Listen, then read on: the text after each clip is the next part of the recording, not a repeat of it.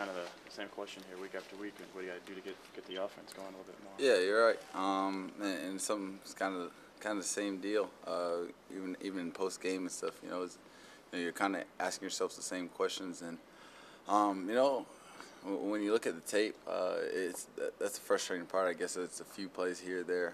Because I could think of about 3 plays right after the game that you wish you could have had back. And then when you watch those plays on tape, and you probably added about 2 more just when you watch the tape. And I think the biggest thing, if you don't make those plays, which you're not going to make every play that's scripted to to work every time you step out there. But if you don't make those plays, a play that maybe you didn't expect to score a touchdown or didn't expect to have a big play on, you got to make, and that's what we're not getting. So either we got to make the plays that are there to make, or make something happen on some of those ones that aren't expected. You had some success running the ball, but the running backs haven't been able to get going. What can you do for those guys?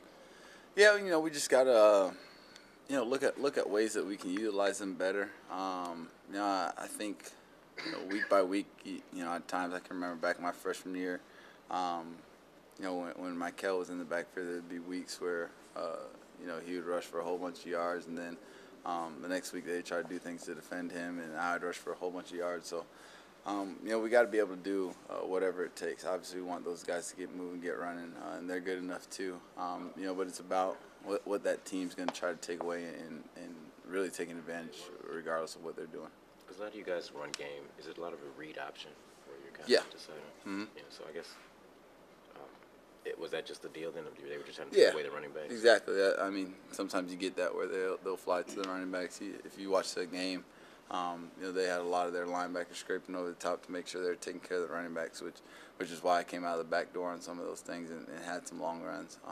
So you never know. Never know when you get to the game. What a team's going to try to take away, but you can tell within those first couple series how they're trying to play things. Seems like the coaches are trying to get pretty creative here with the offense, trying to dig deep, trying to find something that'll work. Yeah, for sure.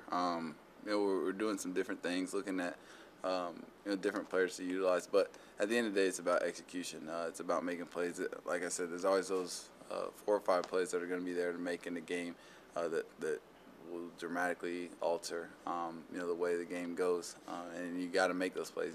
And if you don't, which there's a chance you won't make every play that has the opportunity to be a big play, you got to make a big play in another area, and that's what we got to make sure we're doing. Coach Beckman was talking about getting you comfortable in the pocket. Or you feel like you're running around trying to? I mean, at times I felt like early in the game I felt pretty comfortable. I mean, at times late when we're down a little bit and trying to come back, that's always tough just because those guys can pin their earbacks and kind of come after you. But I'm confident on my offensive line.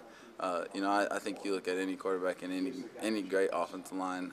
If it's late in the game and you're down, it's going to be tough to protect because they know what they know what's going on.